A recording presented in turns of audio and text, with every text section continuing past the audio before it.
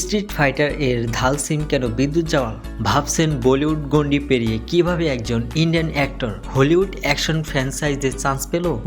ওয়ার্ল্ডের second biggest action film street fighter ভারতে আসে তাদের কাস্টিং করতে। সো সবাই ভাবছে SRK সালমান খান এর মতো কোনো বিগেস্ট সুপারস্টারকে নিশ্চয়ই নেবে, বাট সবাইকে চমকে দিয়ে তারা বেছে নেয় বিদ্যুৎ জাওয়ালকে। শুনে অবাক লাগছে, কিন্তু ভাই এই ডিসিশনটা একদমই র্যান্ডম না, এর পেছনে আছে একটা সলিড রিজন।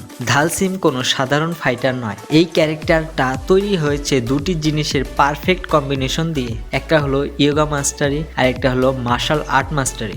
ধাল সিম তার ম্যাজিক পাওয়ার ব্যবহার করে ঠিকই, কিন্তু একই সঙ্গে সে একজন ভয়ঙ্কর hand to hand combat fighter. এখন ভারতের দিকে তাকান, এমন একজন অ্যাক্টর খুঁজে পাওয়া খুব কঠিন যিনি রিয়েল লাইফেই ইয়োগা আর স্পিরিচুয়ালিটিতে গভীরভাবে বিশ্বাস করেন এবং নিয়মিত তা প্র্যাকটিস করেন, আর সেই নামটাই হলো বিদ্যুৎ জাওয়াল। শুধু বিশ্বাসী নয় ভাই, বিদ্যুৎ কিন্তু কারাটে আর কালারিপায়ার 2 এই দুটো ইন্ডিয়ান মার্শাল আর্ট ফর্ম এও প্রপার মাস্টারি অর্জন করেছে।